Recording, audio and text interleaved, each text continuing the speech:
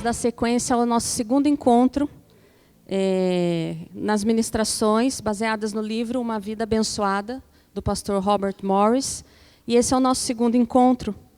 E, basicamente, para você, quantos não tiveram oportunidade de estar semana passada? Levante a sua mão. Estão vindo hoje pela primeira vez, sim. E...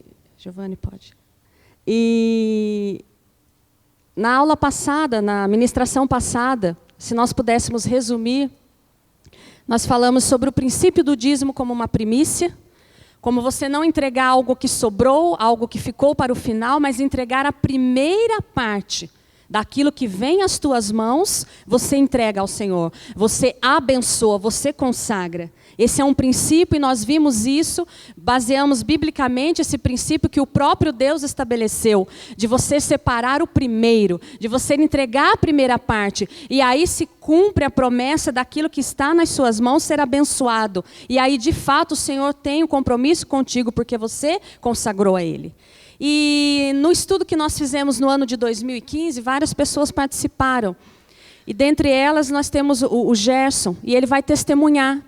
Nós teremos nas ministrações alguns testemunhos de pessoas que participaram, de que receberam da parte do Senhor através desse estudo. E eu queria convidar o Gerson para rapidamente contar o que o Senhor produziu a partir do entendimento gerado nesse estudo na vida dele. Amém?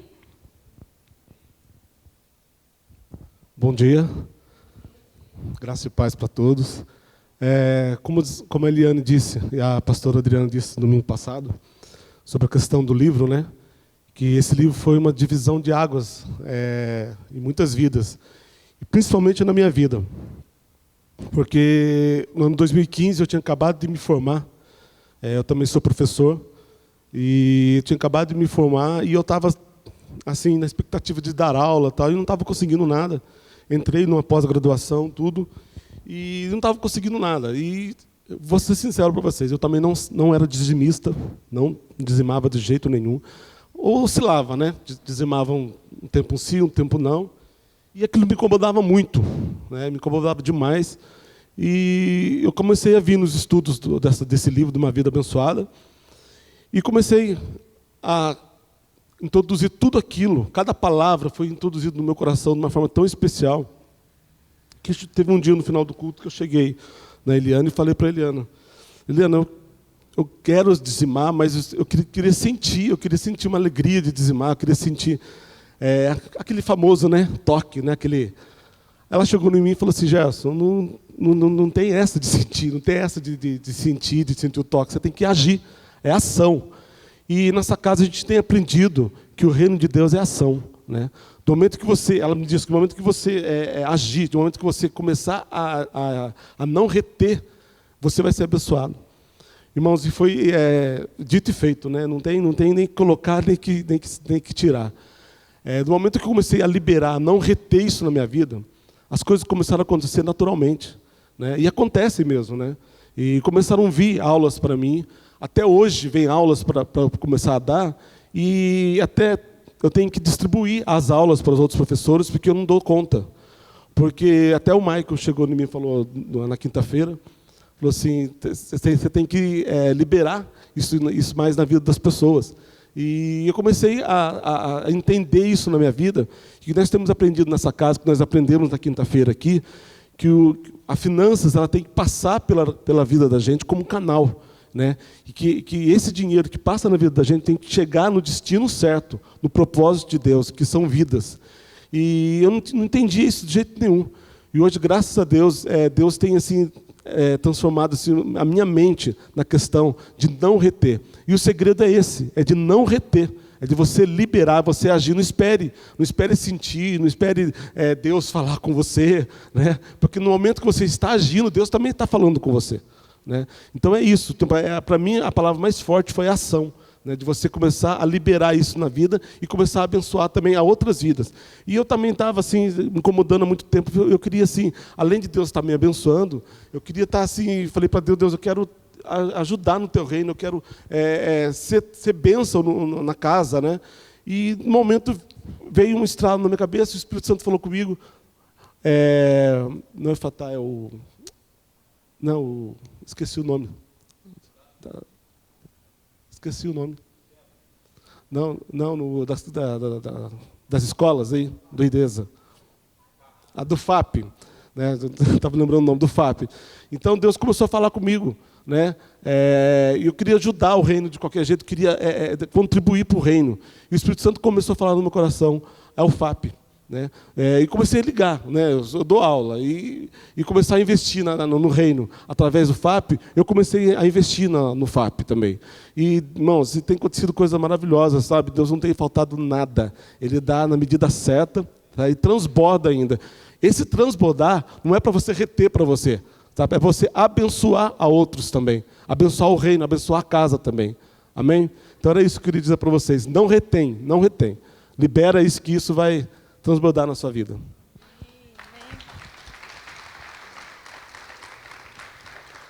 Amém? E eu comentei com a pastora Adriana desse testemunho do Gerson, porque foi algo que me marcou. E o que me marcou foi essa palavrinha, a obediência. Porque quando ele veio, e eu me lembro muito bem quando ele veio, foi na primeira aula, e ele foi franco, como ele disse. E ele poderia ter recebido, eu falei com ele, eu ministrei ali, o Senhor ministrou através da minha vida, e ele poderia ter recebido e guardado no bolso. Mas ele teve a ousadia de obedecer. E em muitos momentos o desafio não é o que a gente recebe, porque todos nós recebemos. O que difere nas nossas vidas é a nossa disposição de colocar em prática.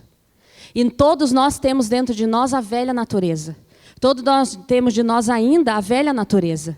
Então, se você esperar que a velha natureza escute, sinta e tenha vontade, você vai morrer no lugar que você está. E é por isso que Deus não melhorou essa nova natureza. Cristo nos deu uma nova natureza, para que você deixe ela de lado e haja pela nova. E você vai ter que agir contrariando o medo, contrariando a circunstância, contrariando o desejo dessa velha natureza, mas eu tenho medo, mas vai faltar, mas o que eu vou fazer? O testemunho do Gerson me marca por isso, porque ele decidiu contrariar a sua alma, a sua vontade e agir em obediência. Não a minha palavra, não a palavra de um homem, mas a um princípio do Senhor. E aí vem de forma clara, isso se cumprindo, amém? Isso é na minha vida e na vida de muitos que poderiam aqui levantar e falar. Mas que isso sirva não para te animar, porque nós não estamos aqui para animar ninguém. Nós estamos aqui para falar de uma verdade, dizer que ela é real e que essa verdade opera na vida das pessoas. Amém? E aí, continuando no desafio de um grande volume de coisas que o Senhor tem a falar e o tempo, nós vamos iniciar, se você puder abrir comigo, lá em Lucas 9, 12 e 17. Nesse processo que o Senhor foi construindo na vida do pastor Robert Morris e de sua esposa, o Senhor levou a fazer uma reflexão num texto tão conhecido por nós, lá da multiplicação. Lucas 9, a partir do 12, eu vou ler para você enquanto você acha aí. Mas o dia começava a declinar e então se aproximaram os 12 e lhe disseram, despede a multidão, havia ali uma multidão ouvindo a Jesus. Despede a multidão para que indo às aldeias e campos circunvizinhos se hospedem e achem alimento, pois aqui estamos em lugar deserto.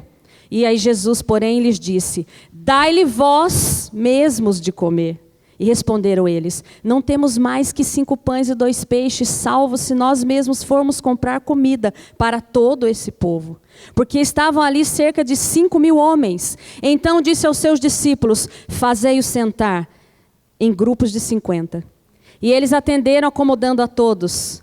E tomando os 5 pães e os 2 peixes, erguendo os olhos para o céu, os abençoou. Partiu e deu aos seus discípulos para que os distribuíssem entre o povo. Todos comeram e se fartaram, e dos pedaços que ainda sobejaram foram recolhidos 12 cestos. História conhecida por todos nós, história linda da multiplicação dos pães e dos peixes, mas o que é lindo ali, o que o Senhor levou, o Espírito Santo levou o Robert a refletir, são nos princípios, e ele traz ali 2 chaves, né? Se você ali, a palavra diz 5.000 homens, mas entre mulheres, crianças e homens, conta-se, estima-se em 15.000 pessoas. Para alimentar naquela região desértica, não tinha fast food, não tinha McDonald's, não tinha nada, e aquela multidão ouvindo o Senhor o dia inteiro precisava se alimentar.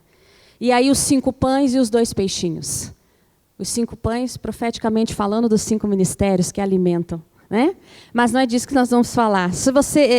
E ali, se você prestar atenção, o Senhor, quando eles falam, Senhor, o que vamos fazer? Imagina o desespero daqueles 12 apóstolos, toda aquela multidão, e eles mesmos, famintos, Porque também estavam ali de, veja, irmão, trabalhar no ministério dá uma fome, né?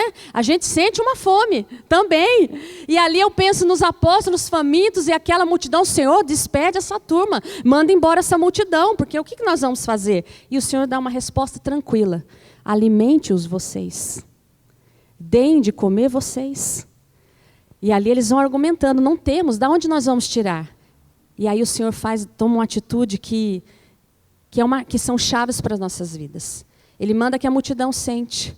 Ele pega aquilo, só aquilo que tinha, os 5 pães e os 2 peixes, e ele faz o quê em primeiro lugar? Ele os abençoa. Ele primeiro consagra o Cristo, Filho de Deus, ele consagra ao Pai aquele alimento. Algo precisa ser abençoado antes que se multiplique.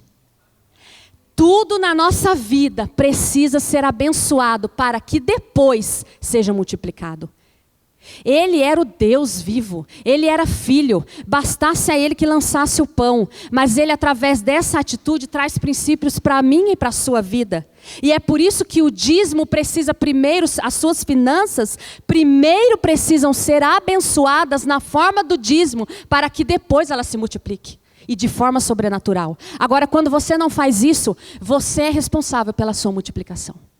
Mas quando você consagra ao Senhor, Ele é responsável pela multiplicação na sua e na minha vida. E assim, assim Jesus faz. Ele abençoa.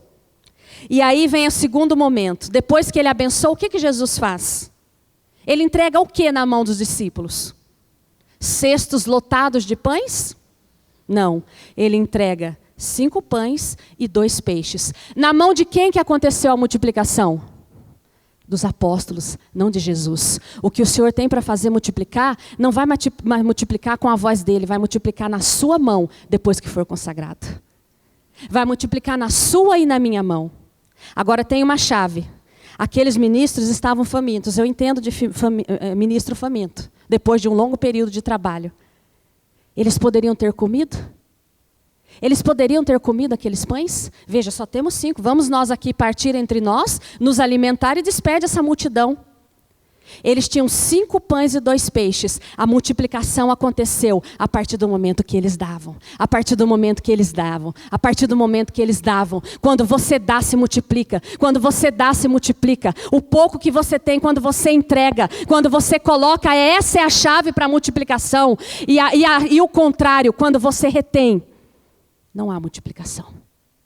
2 princípios. Abençoe na forma do dízimo. E você quer que multiplique? Entregue, entregue. Porque é dando que se recebe. É um ditado que se tem aí. Mas esse ditado é baseado, inspirado na palavra. Porque você quer que algo dai e vos será dado. Dai e vos será dado. Você quer que algo se multiplique na sua vida? Dê. A chave, o resumo desse ensino, se nós pudéssemos resumir em uma palavra, é a palavra dar. E não fala apenas de finanças. Aqui nós estamos pautando nesse tema de finanças e como o Senhor conduz isso. Mas você precisa que o amor se multiplique dentro da sua casa? Dê. Você precisa que a sua esposa te trate de forma diferente? Dê a ela o que você gostaria de receber. No seu trabalho, aquele ambiente pesado, aquele ambiente de fofoca, de intriga, de inveja, você precisa dar algo diferente. Agora, deixa eu te dizer, talvez esteja multiplicando porque eu e você damos apenas as mesmas coisas que os outros. E o que nós demos será multiplicado. Essa é a chave. Você precisa que seu filho seja seu amigo, te ouça, te respeite. Dê a ele respeito. Dê a ele autoridade. Dê a ele paternidade. E isso vai ser multiplicado. Essa é uma chave para todos os segmentos da nossa vida. Dai e vos será dado. Consagra ao Senhor. E se você deseja multiplicação, dê. Esse estudo se resume em duas premissas. A primeira é a gente aprender a colocar Deus em primeiro lugar. E a segunda seria nos tornar fiel e generoso, como nosso Pai é. E aí a palavra ela vai se ligando, e se você for lá em Romanos 11:16, em Romanos 11 a gente já leu que assim como a primeira parte, a primícia é santa, toda a massa o é. Então, se eu santifico ao Senhor a primeira parte, eu trago a bênção e o favor do Senhor sobre todo o resto. Essa é a chave, a entrega, a consagração e a disposição de tornar o nosso coração parecido. E aí deixa eu dizer para você, nós não vamos ter cooperação nisso. Nós não vamos ter cooperação. Satanás não vai dizer, nossa, que beleza, ele está querendo dar, vou facilitar as coisas. E é por isso que é no meio dessa circunstância que eu e você vivemos hoje, que o nosso coração é testado. Ser fiel no pouco e te colocarei no muito. Nesses 2 anos de aperto que nós temos passado, dessas situações, não adianta você falar. São nas situações difíceis que você verdadeiramente vê quem está do seu lado. É ou não é? São nas situações difíceis que verdadeiramente você vê com quem você pode contar. E não falo só de finanças. Quantas pessoas que me ligaram e falaram, eu estou orando por você. Fique firme. Uma palavra, um abraço, uma preocupação, são nesses momentos que você sabe quem está com você, não é? Então deixa eu te dizer, são nos momentos de aperto da nossa vida e dificuldade que Deus realmente sabe quem está com Ele. É básico, mas é verdadeiro. Se você tem a dificuldade financeira, se você tem o temor, como o Gerson falou, se você oscila no seu dízimo, na sua oferta, e você se justifica com a sua vida financeira, desculpe falar, mas realmente você ainda não teve o encontro com Cristo a ponto de você colocá-lo como centro da sua vida. Porque o verdadeiro amor lança fora todo o medo. Pastor, eu tenho medo. Você precisa acessar o verdadeiro amor. Porque o verdadeiro amor lança fora todo o medo. E aí dentro desse raciocínio que o Senhor foi traçando com ele, nós vamos falar do espírito de Mamon. O espírito de Mamon.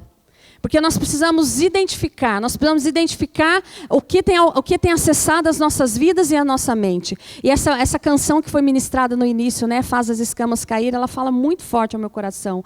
Porque eu acho que esse processo de fazer as escamas caírem, ele não é um processo único e de um momento só. Eu acho que ele é um processo por toda a vida. Pastor, então não conheceu a Cristo? Sim, eu conheço a Cristo, mas esses dias eu olhava no Facebook e alguém postou assim, o que será que os anjos veem para que todo tempo eles fiquem santo, santo, santo? Então eu acho que a cada dia que você vive com o Senhor, cai uma determinada escama e você vê uma face dele, que você declara a santidade dele, e esse processo ele não é estanque, ele não acaba, ele é por toda a eternidade. Então essa música fala muito forte no meu coração, porque eu falo, Senhor, qual é a escama que tem que cair hoje? E esses dias na intercessão a pastora Luciana falava, a nós está a mente de Cristo, que é dinâmica e criativa. Mas algo precisa sair da minha e da sua mente para que dê espaço à mente de Cristo. Você pode ter a mente de Cristo, nós temos o direito de ter a mente de Cristo, nós temos esse direito, mas você pode morrer sem acessar a mente de Cristo. Porque para de fato acessá-la e manifestá-la, você precisa arrancar algo da sua mente para dar espaço a ele. E esse é um processo de queda de escamas. E dentro desse processo nós precisamos entender quem é o nosso inimigo. Que a palavra fala que não é carne nem sangue, mas sim principados e potestades. E dentro disso nós temos o espírito de Mamon. Mamon do aramaico significa riquezas. É um espírito que repousa sobre o dinheiro. E agora preste bastante atenção. Todo dinheiro tem um espírito sobre ele. Todo dinheiro tem.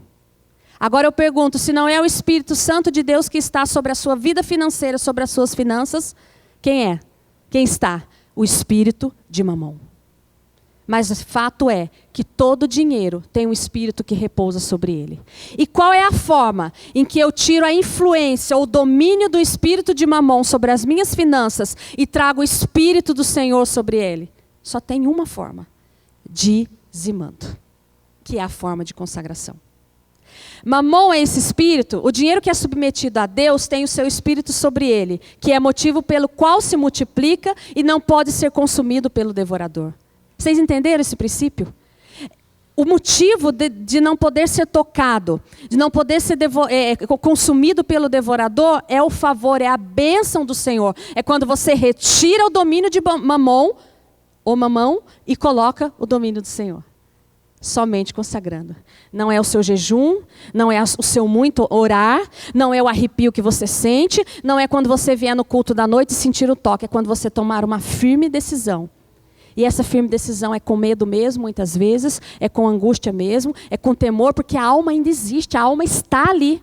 Você entende por que é uma decisão? E se levantar e falar, eu consagro ao Senhor em fidelidade. E aí a luta é contigo mesmo. A luta é no nosso interior. E aí você vence e consagra isso ao Senhor. E Mamon, ele tem as regrinhas dele, né? As regras de Mamon. Primeiro, ele vai influenciar com muito medo em relação ao seu dinheiro. Quando você sente medo, porque quando a gente fala em riquezas, há assim meio que um estigma de pensar assim, não, eu não tenho esse problema. Essa coisa de riqueza é aquela turma da Lava Jato, né? Que está aí, não sei quem vai sobrar, e que ganha um salário milionário e precisa desviar dinheiro. Não, esse problema é com eles, eu não tenho esse problema. O Senhor precisa fazer alguma escama cair na nossa vida hoje. Porque se você tem medo, não interessa se você tem muito ou pouco recurso, não interessa o seu salário, mas se você tem aquela apreensão, se você vive preocupado, se você tem medo pelo amanhã, você está sob a influência do espírito de Mamon na sua vida. Se você está desempregado e tem medo, veja, eu não falo de uma preocupação, de algo que eu tenho filhos, meu esposo, e nós pensamos no amanhã, e há sim um temor, algo que é inerente ao ser humano, inerente ao querer o melhor. Eu falo daquele medo, daquilo que te aprisiona, daquilo que o Gerson falou, que impedia que ele agisse. Esse medo que faz com que você olhe mais para a circunstância do que para um princípio que o Senhor estabeleceu. Se você tem esse medo, independente do quanto você ganha, independente do salário ou do rendimento que vem à sua mão, você está sob a influência de Mamon. Porque Mamon é esse espírito que traz medo. Ele promete adoradores. Ele te promete tudo, mas ele não dá nada. E aí ele cita Jimmy Evans, que é um pastor americano também, e ele fala assim: Mamon nos promete as coisas que só Deus pode dar: segurança, significância, identidade, independência, poder e liberdade. Mamon diz que ele pode nos proteger dos problemas da vida e que o dinheiro é a resposta para toda situação. Ah, se eu tivesse aquele plano de saúde. Ah, se eu pudesse pagar determinados médicos. Ah, se eu tivesse essa quantia em dinheiro. Ah, se eu ganhasse determinado valor. Ah, se a minha empresa... Você entendeu? Pastora, mas tudo isso é errado? Não, isso não é errado. O errado é quando a nossa confiança está nessas coisas e não no Senhor. Você entende a diferença? É sutil a diferença que Mamon traz. Não, eu tenho o meu emprego, eu preciso me dedicar ao meu emprego, eu não consigo nem vir mais à igreja, porque eu preciso trabalhar, nós estamos em crise. E aí ouve-se a voz: olha, nós estamos num tempo de crise. E você pode ouvir uma voz na sua mente, até um chefe, uma chefia falando isso. Se você não quer, tem quem queira. Se você não se entregar o suficiente, tem uma fila lá fora. Essa é a voz de Mamon. Ela vem trazer medo. E ela vem trazer a nossa confiança naquela situação. Mas a nossa confiança não está naquela situação, está no Senhor, que abre e fecha as portas. Você entende a diferença? Olha, se você não for trabalhar, se você não sair e fizer, não vai acontecer nada na sua vida. E aí a gente começa a deixar as coisas, colocar as coisas fora do lugar e deixamos família, e deixamos de buscar ao Senhor. Por quê? Pela influência de Mamon, que vai nos aprisionando pelo medo. E sem perceber, fazemos das finanças, do trabalho, a nossa confiança. De forma sutil. É preciso ajustar a nossa confiança no Senhor. Eu não falo de ser desleixado, porque nós somos o povo da excelência, mas tudo tem o seu lugar. Cada coisa na nossa vida tem o seu lugar. E se a bênção se tornou maior do que o Senhor, Mamon está influenciando. Quantas pessoas são abençoadas, vem, a gente ora, ministra, e aí quando ela alcança a bênção do emprego, da empresa, do trabalho, fulano, você sumiu. Ah, pastor, eu tenho que tocar aqui o meu negócio. Ah, mas é o meu emprego. A bênção rouba a pessoa. A bênção rouba do quê? Na verdade, eu tenho para mim, não rouba porque ela nunca esteve, porque se você está, você não é roubado. Se você sai, é porque nunca esteve. E que lugar? Na igreja? Eu não falo da igreja, porque estar na igreja, meu irmão, deixa eu contar um negócio para você. Satanás, ele não falta nenhum culto. Ele vem e a gente batalha com ele. Estar na igreja não significa estar em Cristo. Quando eu falo em estar, eu falo de estar em Cristo. E quando eu estou em Cristo, eu entendo o que é igreja. Então, se as circunstâncias têm nos roubado, todas essas situações que eu citei nos roubam, é porque, de fato, nós precisamos ter um encontro com Cristo. De torná-los a nossa rocha, a nossa confiança. Amém? Mamon quer governar, ele quer o quê? Sabe o que Mamon quer? A minha e a sua adoração. A minha e a sua adoração. A idolatria a ele se manifesta em ganância, cobiça e egoísmo. Deus vai se opor a Mamon, porque Deus é generoso. Mamon é egoísta. Ele vai te dar. Se você precisa só de coisas, peça a Mamon. Peça a Mamon, porque ele vai te dar. Mas ele cobra um alto preço. Ele manda a fatura. E a diferença com o nosso Deus é que ele já pagou o preço para que eu e você tivéssemos tudo. Mamon nos dá, mas cobra a fatura. O Senhor pagou o preço para que eu e você, pela graça, tivéssemos tudo.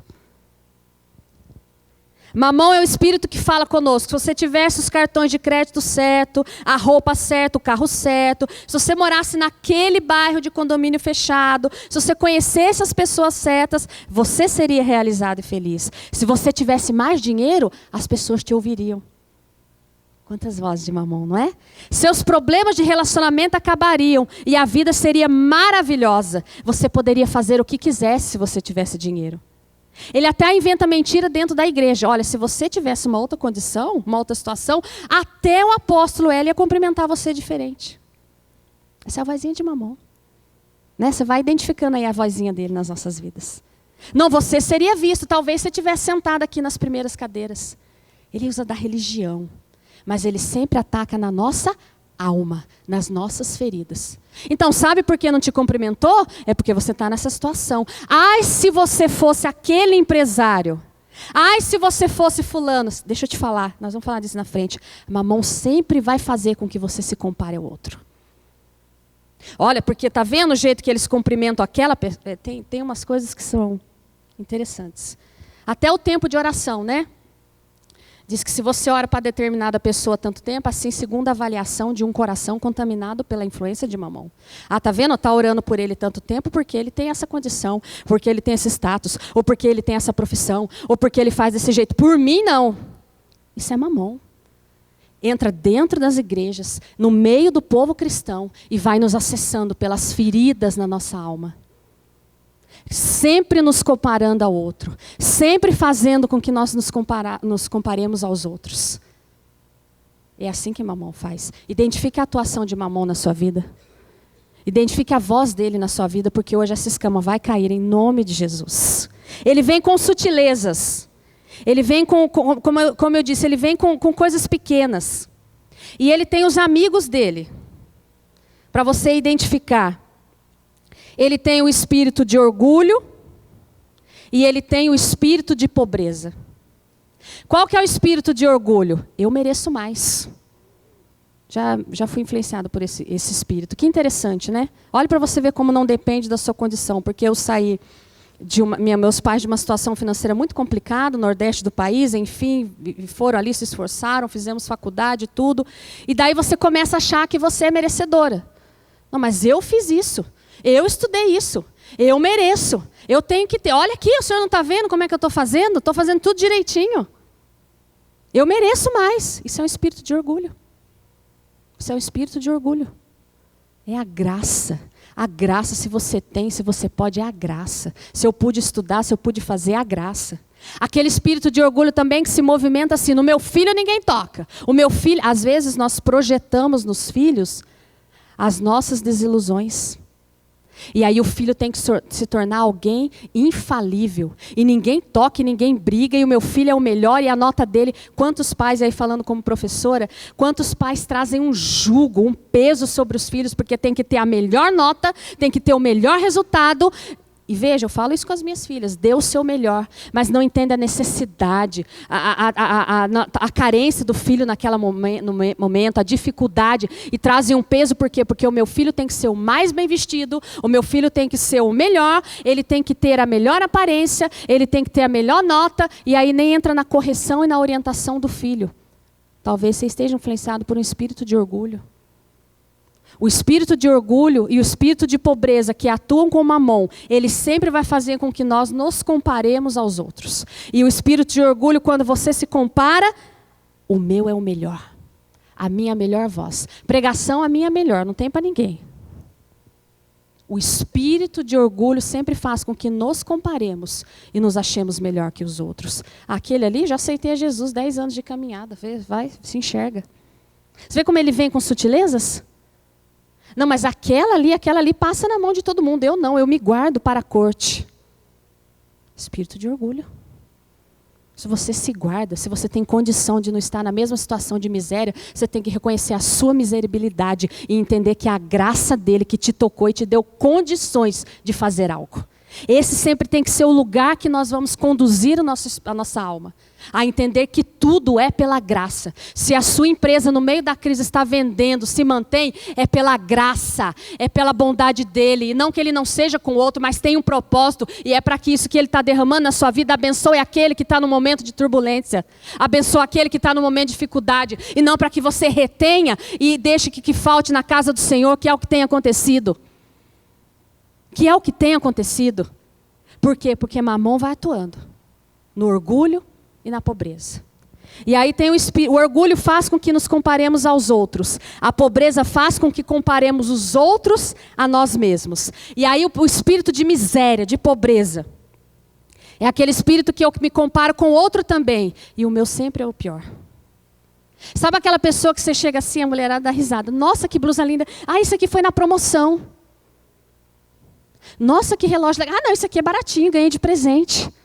É como se fosse errado você ser abençoado, você ter a condição de comprar aquele produto, daquele valor. Você sempre fica se desqualificando. Isso é uma atuação também do espírito de Mamon através do espírito de miséria, de pobreza, de achar que você é o pior. Ah, não, eu sou muito humilde, eu nem me arrumo, eu nem faço nada. Eu sou assim mesmo, eu sou simples. Eu sou simples. Quantas pessoas Deus vai prosperando, Deus vai abençoando. Não, não é possível, já é isso? Meu Deus. Deus vai abençoando, Deus vai trazendo.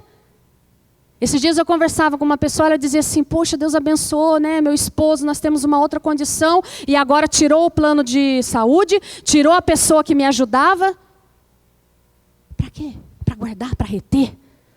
É para desfrutar.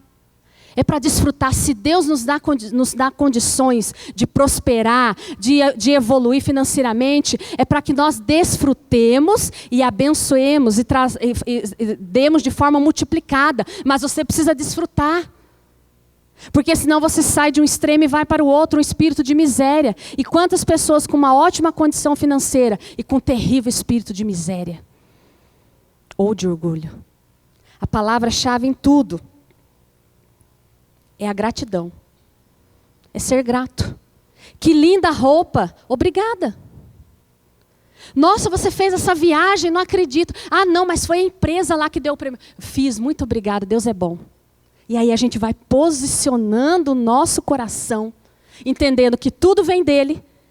Quando eu tenho, eu dou graça. Quando eu não tenho, eu dou graça. E entendo que tudo vem dele. Mas eu saio da influência de um espírito e de outro. Amém? Espírito de orgulho, espírito de pobreza. E ele sempre vem. Quando você estiver se comparando, em qualquer situação, hoje à noite nós temos o culto, se você estiver ali lá, tem gente que conta o tempo, fica cronometrando o tempo de oração, igual eu falei. Está cronometrando, irmão? Fecha o olho, a vida é sua e do Senhor, é uma relação de intimidade. Deus tem um processo na minha vida que não é o mesmo da sua. Eu tenho 2 filhas, saíram do mesmo pai, da mesma mãe, o mesmo DNA que as formou, completamente diferente. O jeito que eu falo com uma não pode ser eu com a outra. As leis, as regras em casa são a mesma, mas eu tenho que tratá-las. Quem vai ter o segundo filho vai entender isso já já. Você tem que tratá-los completamente diferente, porque são únicos. O processo que Deus tem na vida daquele, o quebrantamento, a forma onde Deus precisa levar, não é o mesmo da sua. Quando você estiver preocupado com o que Deus está fazendo na vida do outro e não na sua, eu quero te dizer, Mamon está em atuação. Toca a sineta e derruba ele. E aí você faz uma autoavaliação. Eu conto com Deus ou com as pessoas para atender as minhas necessidades? Eu culpo as pessoas pela minha situação? Quando as pessoas contam com homens e não com Deus para a provisão das suas necessidades, elas acabam se decepcionando e ficam amargas. A gratidão diz, eu recebi isto pela graça. Foi a bênção de Deus que trouxe tudo de bom que temos ou somos. E aí o Robert fala de uma situação interessante que ele passou nessa caminhada. Ele estava ali desejando uma jaqueta de couro, de golfe, e era caríssima a jaqueta, e Deus havia já prosperado, e ele tinha dinheiro, mas Deus precisava tratá-lo desse espírito de pobreza, de miséria. E ele queria comprar aquela jaqueta, e aí ele foi lá, era bem cara, e ele comprou. E logo que ele comprou, ele começou a se maldizer. Como que eu pude fazer isso? Tantas necessidades, tantas coisas. Eu fui e comprei essa jaqueta. Senhor, me perdoa. E ele começou a brigar com Deus e falar assim, poxa, o Senhor me prosperou, eu comprei, agora o Senhor fica me acusando. Agora o Senhor fica trazendo culpa, ó, dentro da cabeça. Agora o Senhor fica trazendo peso sobre a minha vida, fica me culpando. Mas eu não tenho direito de ter nada? Eu não tenho direito de desfrutar de nada? E aí Deus diz a ele.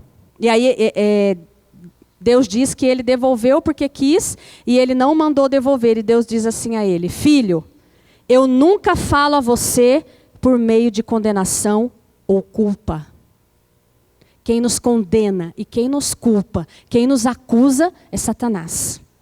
O Senhor não fala com culpa, Ele fala com quebrantamento. Ele fala com um quebrantamento que gera arrependimento e gera mudança. A culpa, a acusação e o peso é uma voz de Satanás nas nossas vidas. O Senhor não, é um quebrantamento que você se constrange e você faz com alegria. Você faz com satisfação. Essa é a voz do Senhor, porque Ele devolve a jaqueta.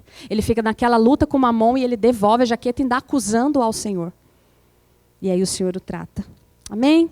Identifique isso na sua vida. Nunca se compare a ninguém. Diga, eu sou único e incomparável. Essa é a nossa posição. Únicos e incomparáveis. E aí, ele vai falar do transplante de coração. Ele vai falar do transplante de coração. Se você quiser abrir em Lucas 6:38. Lucas capítulo 6:38.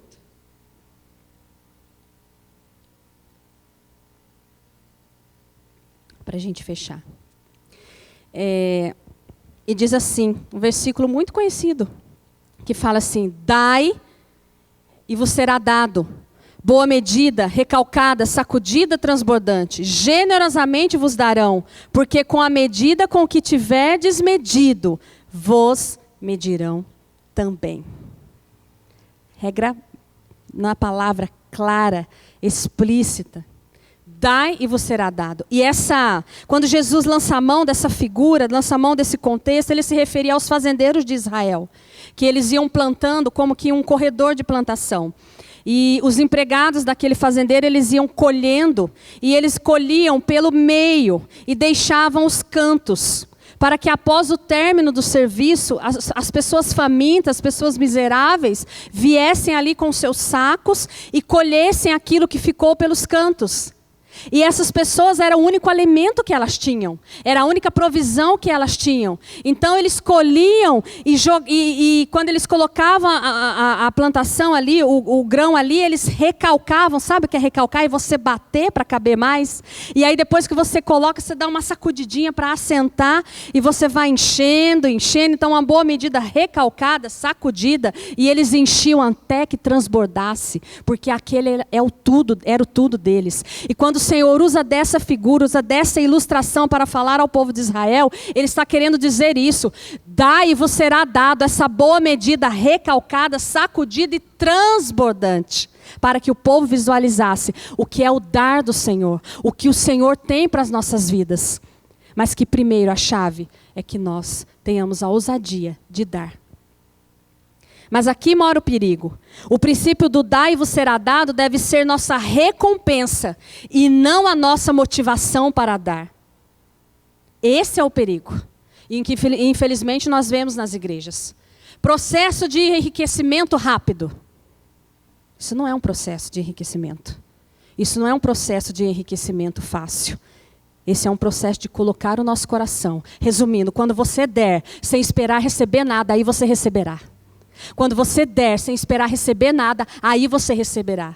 Quando você der simplesmente pelo fato de querer se parecer com o teu pai, simplesmente por o fato de ser generoso como ele, de confiar nele, colocar ele como centro da sua vida, aí você será dado. Enquanto você der esperando receber algo, você está ainda num princípio de troca. E o Senhor não deseja, e o Senhor não trabalha pela aparência. Ele quer um transplante no nosso coração. Um coração que arranca o egoísmo, o medo, o espírito de miséria e de pobreza e nos ajusta com um coração semelhante ao dele. É por isso que a palavra fala assim, aonde estiver o teu tesouro, aí estará o coração. Veja, o teu coração segue o teu tesouro. Qual é o seu tesouro? A falta de dinheiro é o seu tesouro? O excesso de dinheiro? Ou o dinheiro?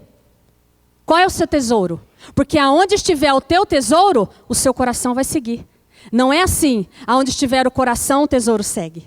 É aonde estiver o teu tesouro, o coração segue. Qual é o seu tesouro nessa manhã? É disso que o Senhor está falando. Como Deus se sente quando vê seu povo dando para poder receber mais, fazendo disso um grande negócio. Deus não quer que alcancemos a visão de receber. Ele quer que a gente alcance a visão de dar. A visão de dar. E o Robert fala algo muito sério. Imagina onde o povo de Deus estaria. Imagine aonde o povo de Deus estaria. Se nós firmemente tivéssemos um compromisso com o Senhor. Se nós entendêssemos esse primício. A igreja não estaria mendigando. E fala a igreja como corpo de Cristo. Ela não estaria tendo que fazer campanhas. Não. Tão somente bastasse que nós entendêssemos o princípio da mordomia. Tão somente bastasse isso para que o corpo de Deus operasse maravilhas sobre a face da terra. Mas nós não entendemos o básico. E aí ele faz algo interessante. Eu não fiz porque eu não tinha.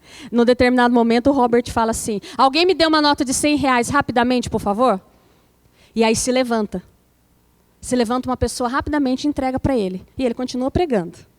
E é lógico, o burburinho ficou. Nossa, mas... E aí ele deixa o burburinho correr, a comparação, porque daí vem, eu não tinha, o outro deu, lá o puxa-saco, deu por quê? E aí nós vamos, né? A nossa mente criativa nessa hora, né? Ela vai imaginando várias coisas. E ele deixou esse burburinho correr e ele parou. Vocês estão chocados com o irmão que trouxe os R$100 para mim? A igreja quieta. E ele fala assim, então, aqueles R$100 era meu, eu dei para ele antes de começar o culto e pedi que em determinado momento ele me desse e ele me deu.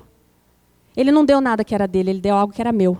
Ei, o que você tem na sua mão não é seu, é do Senhor. A sua empresa, o seu trabalho, o seu carro, a sua casa, os seus filhos, a sua esposa, o seu marido, não é seu, você é mordomo. Você é aquele que cuida, que administra. Então, se ele pedir a sua oferta, o seu carro, se ele pedir o seu casamento, o que seja, não é seu, é dele. Nós somos mordomos, nós somos administradores e administramos tudo segundo a vontade do dono. É o princípio da mordomia que vai ajustar o nosso coração a sair do egoísmo, do coração maligno e nos dar o liberal. Porque, na verdade, enquanto nós retemos, é porque nós não entendemos ainda o princípio da mordomia. Quantas mães retêm seus filhos? Quantos pais retêm seus filhos? Meu bebezinho, meu bebê, meu neném, meu filhinho. Ei, ele não é seu, o seu filho, ele veio sobre essa terra com um propósito, com um propósito da parte do Senhor. E qual que é o meu papel nisso? É lançá-lo, é ativá-lo, é forjá-lo, para que se cumpra a vontade do Pai e ele vá àquele propósito. E aí a gente mata os nossos filhos, tomando posse de algo que não é nosso. E assim com tudo. Sabe aquele emprego, aquela empresa que Deus te trouxe, tem um propósito. Tem um propósito do Senhor te colocar. Pastor, se a senhora soubesse a situação, veja, eu gostaria de saber, mas deixa eu te dizer, independente de que eu saiba, há um propósito do Senhor de você estar lá. Há algo para ser manifesto através da sua vida, porque você como mordomo foi colocado nessa situação. Então a resposta a tudo, a chave é, Senhor, qual é a tua vontade nessa situação? Eu quero ser canal para que se cumpra isso. Seja qual for a situação. Nós somos canais da mordomia daquilo que pertence ao Senhor e não às nossas vidas.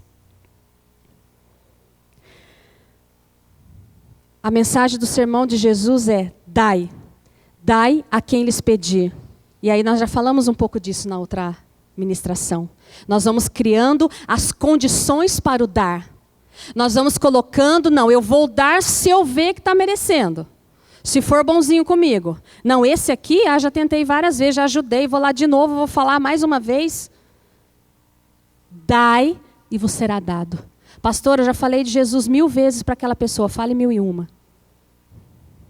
Pastor, eu já perdoei tanto, 70 vezes 7 por minuto. Dai e vos será dado. Dai. Dai a quem não lhe pode pagar de volta. Duro, né? Dai amor àqueles que não merecem. Dai misericórdia àqueles que te fazem mal. Dai o tipo de tratamento que você espera receber ao outro. Esse cristianismo a gente não gosta muito, né? Dá para quem não merece. Mas sabe o que o Senhor fala em Lucas 6, 30, 35? Dá todo o que te pede. E se alguém levar o que é teu, não entres em demanda. Como quereis que os homens vos façam, assim fazei vós também a eles. Se amais o que vos amam, qual é a vossa recompensa? Porque até os pecadores amam aos que os amam. Se fizerdes o bem aos que vos fazem o bem, qual é a vossa recompensa? Até os pecadores fazem isso. Se emprestais àqueles de quem esperais receber, qual é a vossa recompensa? Também os pecadores emprestam aos pecadores para receberem outro tanto. Amai, porém, os vossos inimigos, fazei o bem, emprestai sem esperar nenhuma paga. Será grande o vosso galardão, e sereis filhos do Altíssimo, pois Ele é benigno até para com os ingratos e maus. Irmãos, essa palavra, Jesus falando, ela é dura para nós, porque nós somos cheios de autojustiça. Não sei você, mas já fiz muito, mas esse aí não. E aí o Senhor vem, arrebenta e fala, pois Ele é bom até para com os ingratos e maus. Irmãos, o que é um homem mau? O que é uma mulher má? O que é uma pessoa ingrata? Pensa numa coisa difícil, é uma pessoa ingrata. Não é? E você faz, e você ajuda, e tudo bem, eu não quero merecimento, mas a ingratidão vem e ela dói. Você se sente usado. E aí vem o nosso Senhor e traz um padrão, que é acima da lei. E diz, pois Ele é bom até com os ingratos e maus. Quantos homens desses que estão envolvidos em toda essa questão de corrupção, olho para a vida deles e vejo a bondade do Senhor sobre a vida deles. Homens maus, porque eu acho que não tem um crime pior do que a corrupção. A corrupção dentro dela, ela carrega os outros crimes, ela carrega o homicídio, ela carrega o roubo, ela rouba vidas, ela mata, o dinheiro ali consumido mata vidas. E se você olhar para a vida desses homens, você vê a bondade do Senhor. Porque diz que Ele controla todas as coisas, não é assim? Homens que chegaram a um cargo político, homens que chegaram a um cargo de poder na nação. Isso é a bondade do Senhor. É a mão do Senhor. E é esse padrão que Ele traz para nós. Sabe por quê? Pastora, mas e o juízo? É dele. É somente dele. O nosso papel é nos parecer com Ele. O nosso papel é fazer como Ele faz. Sendo bons, até com os ingratos e maus. Esse é o padrão do Senhor. Um coração transformado dá com alegria e se enche de gratidão. E aí você fala, pastor, o meu coração está tão distante disso. O meu coração está tão distante disso. O Senhor deseja fazer um transplante nos nossos corações, para que isso seja uma realidade, para que no meio das nossas vidas se crie um desejo de dar, um desejo de não julgar, um desejo de abençoar. E sabe qual é o melhor tempo para isso? A crise. É o melhor momento, porque para onde você olha, há uma pessoa necessitada. Se você ousar na igreja, olhar um pouquinho à direita ou à esquerda, no seu irmão, que você dá a paz e cumprimenta sorridente, louva, e ousar perguntar, irmão, qual é a sua necessidade? Eu quero fazer algo pela sua vida. Você talvez se surpreenda. Mas o espírito de Mamon, ele vem dizendo, a crise está feia, eu preciso me guardar, eu preciso proteger a minha família, eu preciso proteger a minha casa. Precisa mesmo, sabe como você protege? Libere, porque isso virá a você. Essa é a forma de proteção do Senhor. E aí eu encerro com um exemplo que eu gosto muito, que o Robert fala da transformação que ele fez na vida dele. E ele relata uma experiência que ele viveu nos tempos que ele e a sua esposa passavam pela maior dificuldade financeira, na maior escassez de recursos. E eles tinham condições de jantar fora apenas uma vez no mês. Eles juntavam algum dinheirinho para jantar fora uma vez no mês, né? E aí eles foram fazer esse jantar em um restaurante. Então veja, você já está na escassez, você só tem dinheiro para jantar fora uma vez no mês, e eles foram. E buscando alcançar a vida da garçonete que os servia, foram capazes de levar mais dinheiro para a gorjeta do que para o próprio jantar. Você está entendendo isso? Você só tem dinheiro para fazer aquilo uma vez, para tomar um açaí, e daí você ainda vai tomar o açaí, e aí Jesus fala que é para você dar o açaí, para você tomar o pequenininho. Você queria o de meio litro, de 1 litro, né? Queria a barca, agora tem a barca. E aí Jesus fala, você vai tomar o de 200 ml. Tem gente olhando, já tomou a barca aí. Você vai tomar o de 200 ml e vai dar a barca para o outro. Irmãos, parece tão bobo, tão simplório eu estar falando aqui, né? Eu falar aqui, mas quantas vezes nós realmente com o nosso coração egoísta olhamos o nosso, mas eu tenho a minha necessidade, porque fácil é você dar do que te sobra. Fácil é se seu coração estiver ajustado. Mas a grande verdade é que Deus conhece o nosso coração quando nós damos só daquilo que nós temos.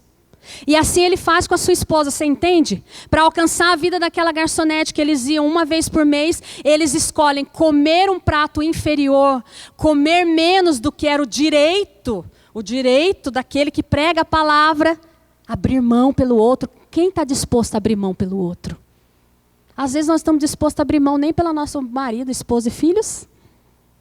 E aí ele abre mão, pede um prato mais simples para entregar uma gorjeta de forma impactante para aquela garçonete. Isso que eu falo, quando nós entendemos o poder das finanças nas nossas vidas, nós vamos ver que nós podemos alcançar o outro e o Senhor traz a estratégia. Porque se ele tivesse dado mais uma oferta qualquer, você está vendo? É pastor mesmo, miserável, olha só. Porque nós vamos tendo um estigma no mundo cristão. Nós vamos tendo estigmas, infelizmente. E aí Deus dá a estratégia de que ele coma de forma mais simples e dê uma gorjeta que chame a atenção dela. E fez isso por 3 vezes. Entregou assim. Sempre deixando um folheto com a oração de confissão. Nesse ponto também fiquei pensando que seria bom se nós tivéssemos algo assim, né, para fazer. E ele fez. Não, isso aqui não era para ler. Enfim, só uma sugestão. O fato é que na 3ª vez que retornaram ao restaurante, a garçonete não só tinha lido o folheto e feito a confissão, como também ligara para o seu esposo no presídio, que também fez a confissão. E o dinheiro das gordas gorjetas ajudaram muito naquele momento de poucos recursos. Essa garçonete foi discipulada por ele, seu marido saiu do presídio, foi discipulado, batizado e os 2 congregam na igreja. Amém? Abra mão. Não do que te excede, mas talvez daquilo que seja único na sua vida. Você entende isso?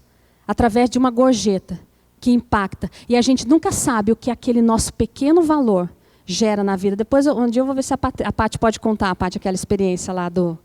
O que é o nosso pequeno valor? Pastora, mas é tão pequeno uma gorjeta. A gorjeta salvou a vida dela porque ela foi salva. Seu marido preso também foi salvo, aceitou a Cristo. Saiu do presídio, foram discipulados e a família congrega na igreja. Você tem dimensão do que o Senhor pode fazer quando nós entendemos o princípio da mordomia? Quando aquilo que está na sua mão, que naquele momento parece que você está perdendo, na verdade você está ganhando, e algo imensurável. Mas eu estou perdendo, pastora. Escolha perder com Deus, porque isso é ganho. Escolha perder, porque isso é ganho. Dai e vos será dado. Coloque-se de pé, por favor. Se o louvor puder nos ajudar.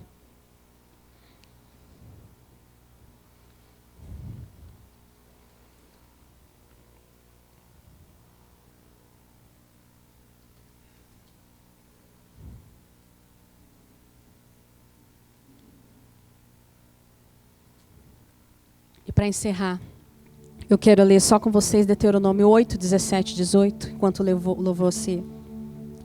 E fala assim: não diga, pois, no teu coração, a minha força e o poder do meu braço me adquiriram essas riquezas. Antes, te lembrarás do Senhor teu Deus, porque Ele é o que te dá força para adquirires riquezas, para confirmar a sua aliança, que sob juramento prometeu a teus pais, como hoje se vê. Eu creio que essa é a chave. Seja qual for a situação que você esteja na sua vida, de dificuldade, de luta, Ele é a nossa força.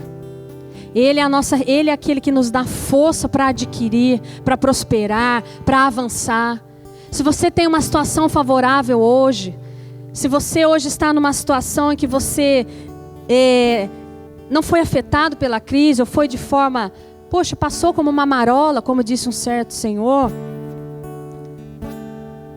não foi a força do teu braço, não é a nossa capacidade intelectual, não é o nosso empreendedorismo, é a graça dele, é a graça derramada sobre a sua vida, é a força dele que te capacita a ser uma arquiteta, a fazer os projetos, a advogar, a se levantar. Nós precisamos entender quem Ele é em nós. E é isso que vai lançar fora o egoísmo, o medo, a pobreza da nossa alma. E eu sinto no meu coração que nós como igreja nos arrependêssemos. Por cada vez que nós adoramos, ministramos, subimos ao púlpito, mas não somos capazes de olhar ao lado. Não somos capazes de olhar a situação de um irmão. No meio das nossas lutas, das preocupações, não somos capazes de dar uma palavra. Às vezes você não tem o recurso financeiro, irmão, mas você não sabe o poder do abraço, de uma palavra, de uma ministração, de uma palavra de esperança. Mas eu estou com os meus problemas, eu estou com a minha vida. Isso são escamas. Eu queria que você junto comigo, e eu queria convidar todos a virem à frente, todos. Eu queria pedir que todos viessem.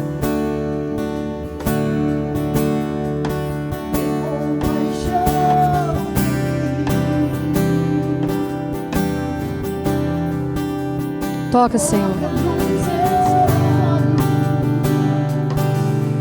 Comece a se arrepender. Como corpo, como igreja, individualmente. Senhor, nós nos arrependemos nessa hora, Senhor.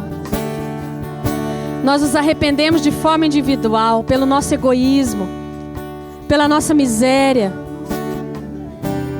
Sustentamos uma cara, uma aparência, um discurso. Mas muitas vezes o nosso coração, Senhor, ainda encontra egoísmo. Ainda não olhamos para a direita nem para a esquerda, para a necessidade do outro. E o Senhor veio para atender o outro. O Senhor entregou a sua vida pelo outro. Nós nos arrependemos nessa hora, Senhor. Tira, Pai, essa escama dos nossos olhos. Tira a escama da tua igreja. Tira a escama do corpo, porque o corpo foi escolhido para produzir justiça. Como podemos produzir justiça se não olhamos para o nosso irmão, não olhamos para as pessoas ao nosso redor? Olhamos com julgamento, olhamos com dureza. Perdoa-nos, Senhor, nessa hora. Arranca essa escama do nosso meio, arranca essa escama da nossa vida. Alinha o nosso coração ao teu. Alinha o nosso coração ao teu coração generoso, abençoador. O teu prazer está em dar. O Senhor deu a vida do teu filho por nós. Nós nos arrependemos nessa manhã, Senhor.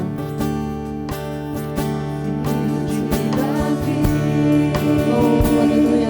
Manarás, tureira, manarás. Tem compaixão. Aleluia. Toca nos seus olhos, as escamas caírem. Filho de Davi, toca, Senhor. Oh, aleluia. Tem compaixão de mim. Toca nos meus olhos. Queremos te ver, Senhor, pois eu quero te ver, te ver. Levante suas mãos, se renda ao Senhor. Peça isso a Ele nessa hora. Peça para ver mais, ver além. Queremos te ver, Senhor. Leva-nos profundo a ver como o Senhor vê. A tua bondade, a tua glória em nós. Toca nessa hora, Senhor. Pois eu quero te ver, te ver. Eu quero te ver, te ver. Eu quero te ver.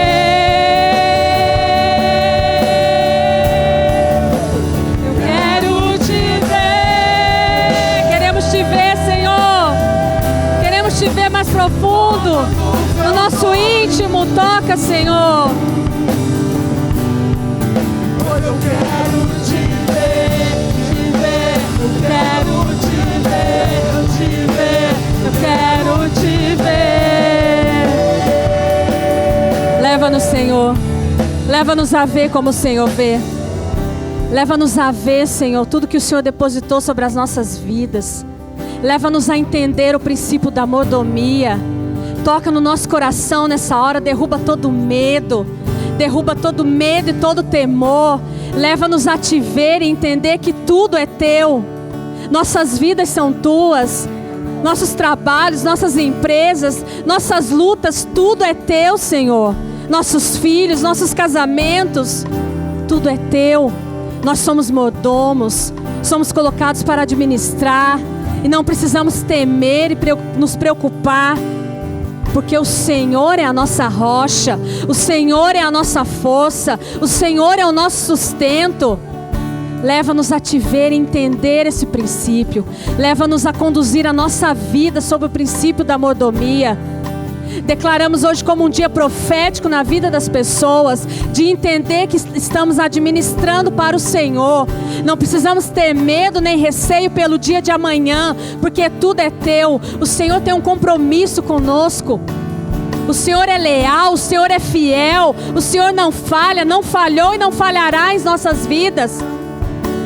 Leva-nos, Senhor, a te ver nessa dimensão e a entregar nossas vidas, a viver segundo esse propósito. Nós te louvamos, nós te damos graças. Nós te agradecemos pelo teu favor. Nós te agradecemos pela tua vida em nós. E que o verdadeiro amor que habita em nós lance fora todo o medo, toda a preocupação. Nos torna generoso como o Senhor é. Nos torna abençoador como o Senhor é. Que nós possamos entregar a nossa vida como o Senhor entregou, porque quando nós a dermos, nós a receberemos, porque já recebemos a vida no Senhor. Obrigada, Pai, em nome de Jesus. Amém.